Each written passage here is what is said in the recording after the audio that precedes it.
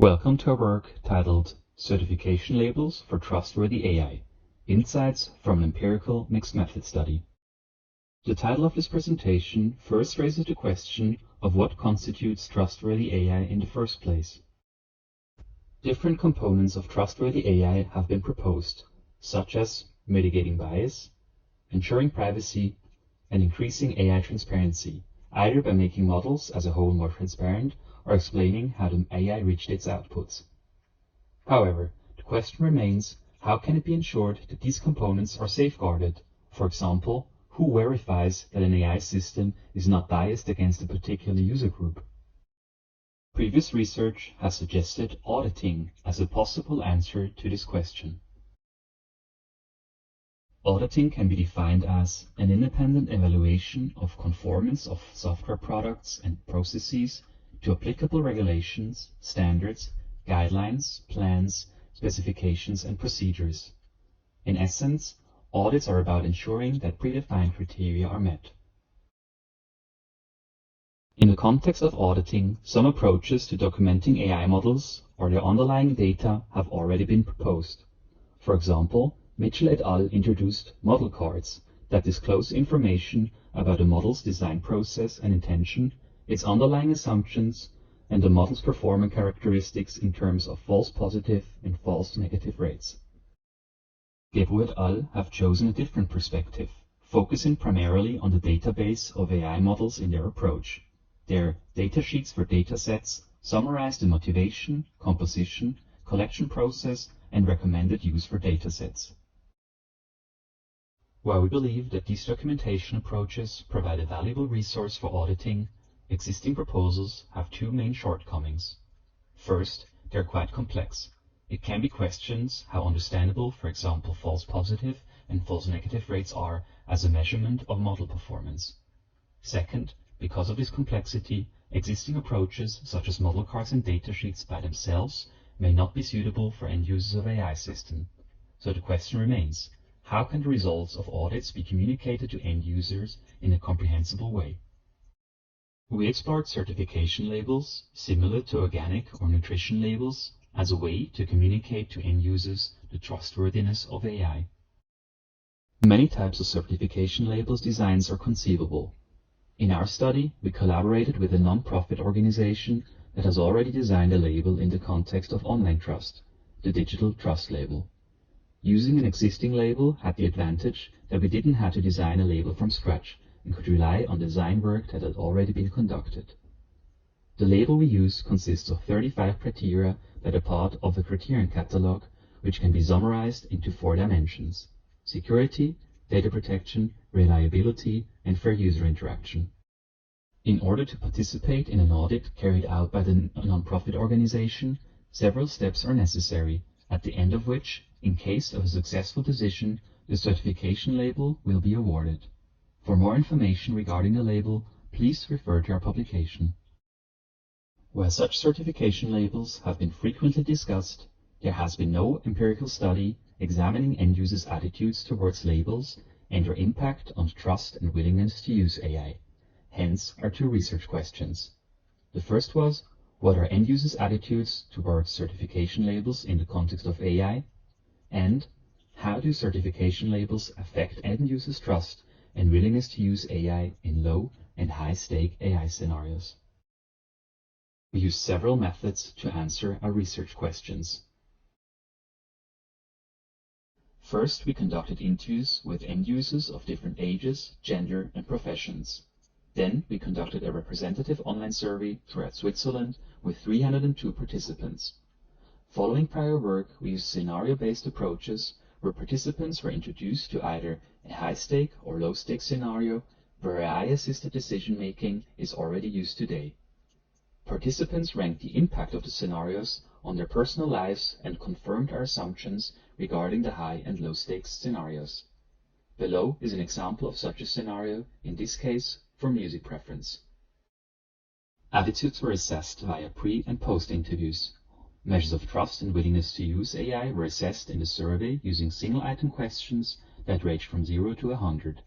In both the interviews and the survey, we applied a within-subject design meaning that participants always saw two scenarios at time 1, one high-stakes scenario and one low-stakes scenario, then answered some survey questions and ratings, and were asked again at time 2 about the extent to which the presence of the certification labels changed their attitudes and ratings.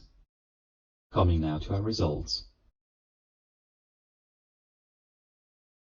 Results show that in low-stakes scenarios, participants reported relatively high levels of initial trust and willingness to use.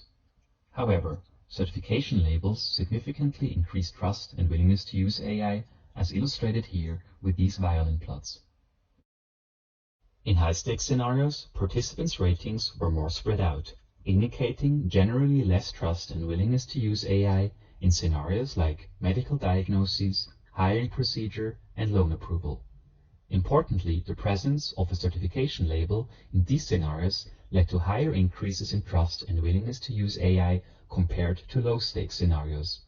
These differences were also significant. The data from our interviews was analyzed using summarizing qualitative content analyses, yielding 127 case-specific and 25 categories across participants. For the sake of this publication, we only focus on the cross-category that we grouped into the topic, Attitudes toward Certification Labels. This topic consisted of the categories Opportunities for Certification Labels, Limitations of Certification Labels, Facilitators for Effective Certification Labels, and Inhibitors for Effective Certification Labels. The following are the subcategories within each cross-case category. Participants noted that certification labels can increase trust, perceive transparency and fairness, as well as help for establishing certain standards for AI system. They generally thought that an audit as the basis of the certification labels was an opportunity and remarked that the labels' existing criteria cover relevant concerns. Limitations of certification labels that participants noted were the fact that the label did not address all of their concerns, and that for certain critical individuals, a label would not be enough to convince them of the trustworthiness of the AI system. Factors that could facilitate the effectiveness of certification labels were providing additional information about the label's origins, that a financially and economically independent entity would award the label, that the label would be recognizable with clear label criteria and be regularly updated to reflect industry standards. Factors that could inhibit the effectiveness of certification labels were the overabundance of such labels, the vacuousness or vagueness of label criteria that are too subjective in their nature to be meaningfully be measured, and that certain criteria of the labels we used seem to overlap, for example, security and data protection. Coming now to our conclusions and some limitations of our study. We contribute to the ongoing research on human-centered AI by providing the first empirical study that demonstrated that AI certification labels can significantly increase end-users' trust and willingness to use AI in both low and high-stakes scenarios. We think that our study also contributes by providing valuable insights into end-users' attitudes toward AI certification labels, namely in opportunities and limitations for certification labels, and possible facilitators and inhibitors for effective certification labels. Our study also comes with some limitations.